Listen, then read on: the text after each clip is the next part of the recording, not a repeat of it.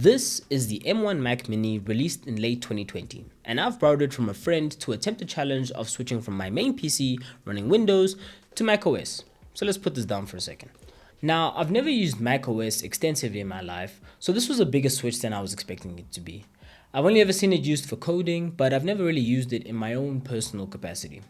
So today we're just going to discuss my experience with it, some challenges I went through along the way, and then also discuss what the Mac Mini offers and who it's for.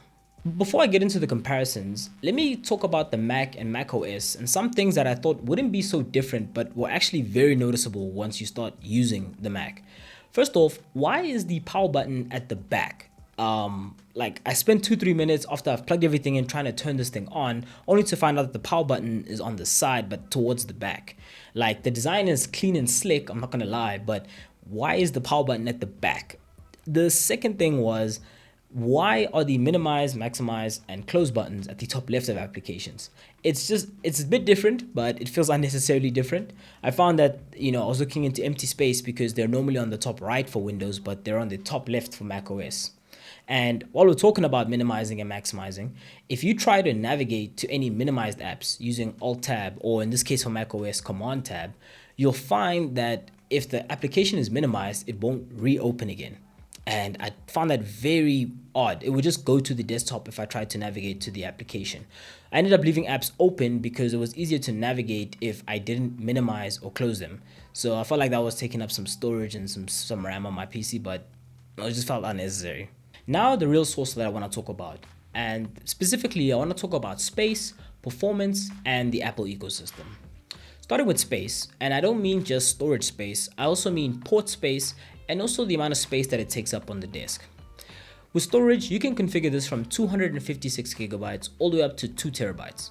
This specific version has 512 gigabytes of storage space, which I think is a very healthy amount. You also have to keep in mind that macOS takes up about 26 gigabytes on its own, so you need to account for that.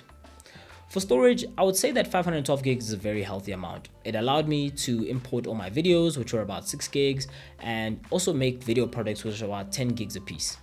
I'll speak more about importing videos from my S24 Plus because that's a whole other story, but we'll speak more about that when we talk about the Apple ecosystem. In terms of importing games was a bit of a different story, as I couldn't import any of the games that I normally play, and I was too scared to delete anything because this is not my computer. But if you play something like Call of Duty, you would use up about half the space because Call of Duty is about 200 gigabytes on its own. For port space, you get 2 USB-A ports, 2 Thunderbolt ports, 1 Ethernet, 1 HDMI, and a 3.5mm headphone jack. Now, port space, I would say, is incredibly insufficient for a PC that's supposed to be your kind of work or stay-at-home computer. Almost all reviewers I've seen say that you could just buy an expandable dock, but I don't want to. I just want to be able to buy a PC and plug in all my accessories and then get to running. When I was switching my accessories from my PC to the Mac Mini, I used up every single port except one.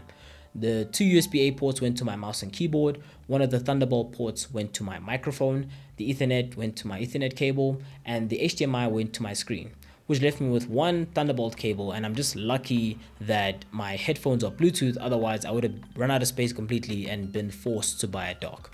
Comparing this to my motherboard, which has 12 USB ports and the graphics card has 4 display ports, this was a bit of a sad downgrade, I must say. What I definitely can't complain about is desk space. This thing is tiny. Here's my setup with my PC on top of it, and here is it with the Mac Mini. This thing is so small, it slides under my monitor even. So big bonus points.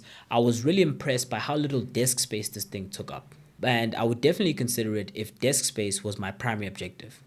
However, my primary objective isn't just desk space, it's also to be able to come home, game, and edit YouTube videos, and for that, I need performance. So let's talk about that, shall we? For performance, I ran a Geekbench benchmark to compare the Mac Mini to my home PC. And for context, the Mac Mini is running the M1 chip released by Apple in 2020. My home PC here is running the Ryzen 5 7600X released in 2022 by AMD. You check the scores and you see that the Mac Mini is running about 22% slower in single core and 49% slower in multi-core performance. Now, for a chip that was released 5 years ago, the M1 is putting a really good stat here. Considering the fact as well that the Ryzen 5 7600X is about half the price of the Mac Mini on its own, this is really good price to performance for the M1 chip, and I can see why it was such a revolutionary chip for Apple when it first released. The real kicker here is graphical performance, and running the OpenCL benchmark of the 6800 XT that I have here versus the M1, we see that the 6800 XT beats the M1 by almost 600%. Now, this isn't a fair comparison at all, this was just for fun, and you can see here that the Mac Mini is smaller than the 6800 XT, and it has to do more tasks than just graphical performance. It also has to run other tasks in the background. You couple that with the fact that the M1 only has an 8-core GPU and the 6800 XT has thousands of shading units, texture mapping units, ray tracing cores, etc. It's not really a fair comparison, to say the least. But it was fun to look at. I'm a stats guy, I like to see it, so it was cool to see. Now, these margins are big, but if you want to look at the overall cost of things, I would say my build is about 2.5 times more than the M1 Mac Mini. So to illustrate why I say this is good for CPU performance but not that good for graphical performance, we can look at the price. A fair price comparison would be my PC to the M2 Pro, a new M2 Pro, or a second-hand M2 Max line of chips from Apple. Now, if we're sticking with the M2 Max and you compare the benchmarks that you see there, then you'll see that the M2 Max is slower by about 4% in single core performance, which is negligible for CPU performance, but it also wins in multi-core performance by about 24%, which is good. But if you look at the graphical performance of the M2 Max, you can see that the M2 Max loses in graphical performance by about 84%, which is why I say that the M1 Mac Mini, if we're bringing it back to that it's performing really well for its price range in terms of CPU performance, but a bit mediocre in terms of graphical performance. But how do these stats actually feel to use? Now, I will say that the initial opening of applications on the Mac Mini did feel a bit slow at first, but once the apps are up and running, it's actually really efficient at switching between them and running them at the same time. Again, showcasing the power of the M1 chip and kind of furthering my point that minimizing applications feels a bit redundant on macOS. However, the 8GB of RAM available on the Mac Mini is another thing that is incredibly lackluster, and I'm glad Apple's moving from 8GB to 16GB based on their new Mac models to account for Apple Intelligence. To show what I mean, when I'm running video editing software like DaVinci Resolve, it is devouring more than half of the RAM on the Mac Mini. Worse so when I have to look up tutorials or do some research with Google Chrome open, because then I start hitting dangerous levels of RAM usage and it starts to affect the performance of the Mac Mini. On video output, the max refresh rate on the Mac Mini is 60Hz or about 60 frames per second, similar to your non-Pro iPhones. It can output at high resolutions, like at 4K, but is still limited by that 60Hz refresh rate limit. Now, I use a 75Hz monitor, and I didn't think I'd notice the difference between 60 and 75Hz. However, it becomes very apparent when the Mac Mini drops below that 60Hz limit. So no high refresh rate gaming if that's what you're planning to do on the Mac Mini, but again, it is priced like an entry-level PC, so it does make sense that you can't do these very high intense workloads. Overall for performance, I would say that the Mac Mini does well, if not better, for its price, especially in terms of CPU performance. It does well in your productivity applications that use low RAM, so think your Word, your Excel, your messaging applications, but doesn't do very well in graphic intensive applications, think your heavy gaming or heavy video editing. Again, similar to your non-Pro iPhones. But speaking of the iPhone, I will say my experience would have been a lot better and smoother if I did have an iPhone and other compatible accessories or applications like iMessage or FaceTime. Now, this isn't an uncommon trend, but if you have an iPhone, you most likely would have bought AirPods because the connection to it and the controls and integration is just super seamless.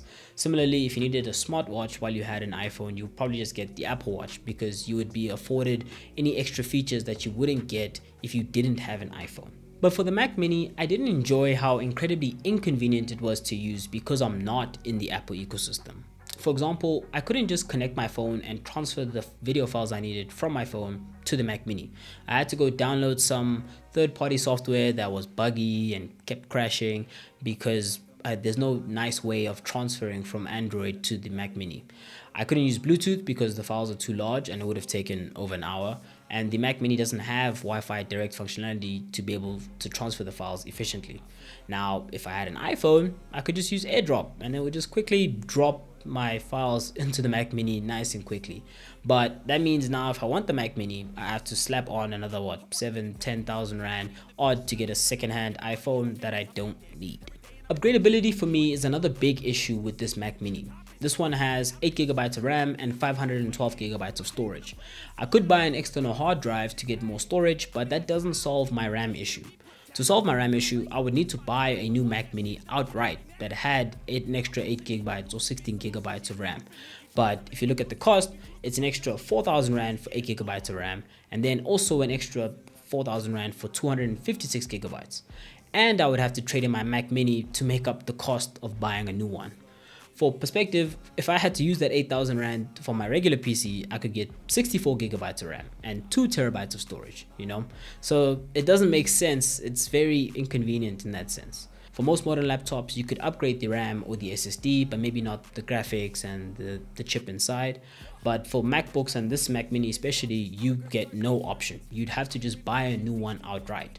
And considering that this is a desktop unit, you don't want to really be replacing and checking this out and buying a new one all the time. So if this was upgradable, I think that would be a very big benefit for it. So what are my final thoughts? Well, one, switching from Windows to macOS is a bit frustrating, but it's something you can get the hang of if you just keep at it for about a week. Then I think you'll be good, even better than you were at Windows. Two, for the price, performance is good if not better than expected. Again, not recommended for anything graphically intensive, but if you're doing medium level productivity tasks, then I think you should be good. And the output again is 4K 60 frames per second, but most videos like this one are recorded at 30 frames per second, so the Mac Mini will be able to handle it. 3, port space on the Mac Mini makes it really difficult to recommend if you already have an existing setup. If you're going to be getting a new setup and you want to start with the Mac Mini, then I would say budget in getting a USB hub, especially if you have more components than the ones I mentioned, like my mouse, my keyboard, and my microphone. 4, if you have an Android and you're unwilling to switch to iPhone and you really want the Mac Mini, you're doing yourself a bit of a disservice in my opinion. Like the integration with iMessage, AirDrop, and FaceTime is quite convenient to have. Like you don't need it, but yeah, I really am struggling to recommend the Mac Mini if you have an Android. Finally, if you think you might upgrade your computer later down the line and you really want the Mac Mini, I would say save up and just get that extra RAM at the very least. You could probably get away with getting external storage, but if the RAM is insufficient for what you need it for, then you're gonna have to end up replacing the Mac Mini outright.